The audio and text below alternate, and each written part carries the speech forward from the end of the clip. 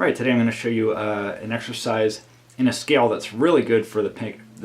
Definitely the dexterity in the left hand, but especially the picking in your right hand. Whether you're using a pick or doing fingerstyle, or myself, I use kind of a hybrid. I sort of pinch my index finger as a pick a lot of the time. I'm doing it in the key of A, so using the A major scale. And you go up 3 notes, then down 2.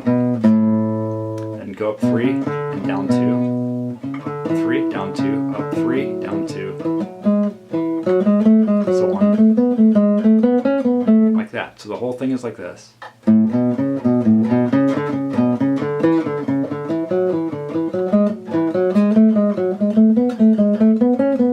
Okay, if you're doing fingerstyle, however method you do it, same thing.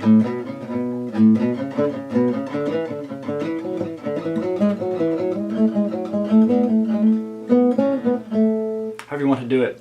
It's a really great exercise. You have to get to know the scale very well because you're sort of flipping it around every couple notes. You have to be really comfortable with that. And just great for skipping strings with the right hand finger. So I hope it's useful to you. Thanks for watching.